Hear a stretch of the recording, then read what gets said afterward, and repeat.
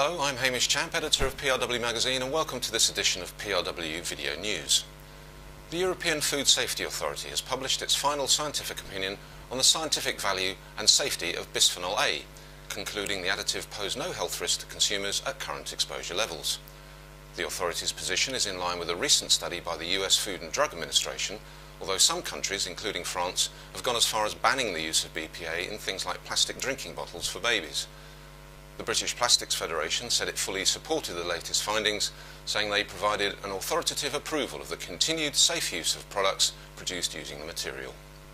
Planning officers in Lancashire County Council have recommended that planning applications to develop shale gas drilling sites in the region should be blocked. Cuadrilla, the oil and gas exploration firm, had applied to develop 4 wells in the county where it hoped to undertake fracking and testing for the flow of shale gas. The council will decide on the application next week, but had been advised to say no due to concerns about noise levels at one of the drill sites. Meanwhile, the Co-op Bank confirmed it would deny lending to companies whose core business activity contributed to climate change through the extraction of fossil fuels such as oil and gas. However, a spokesman for the bank told PRW it would still fund plastic companies unless their main activity was supplying into the oil and gas sector. UK manufacturers fear the impact of even the smallest increase in interest rates, according to new research. A hike in interest rates of up to 1.5% would have a tangible impact on 44% of businesses polled in a survey conducted by business insurance firm QBE. In related news, it was revealed this week that all 9 members of the Bank of England's Monetary Policy Committee, which decides on interest rates, had recently and unanimously backed leaving the 0.5% rate where it was, citing lower oil prices as being a likely stimulus to growth. Previous meetings had seen some MPC members favour a rate rise.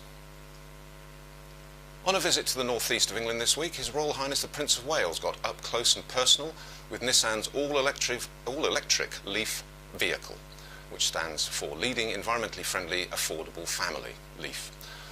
The Prince also visited Nissan's Global Training Centre and met with pupils from a number of local schools who were participating in the carmaker's Skills Foundation activities, including the Prince-backed Industrial Cadets programme.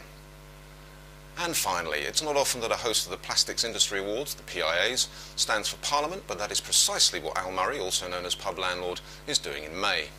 Murray, who hosted the PIAs last October, is aiming to become MP for South Thanet in Kent when the general election rolls around on the 7th of May.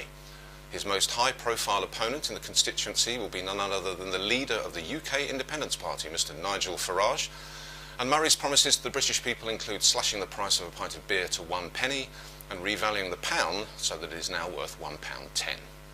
And that's all from us. For more on these stories and others, go to www.pr.com. Thank you for watching.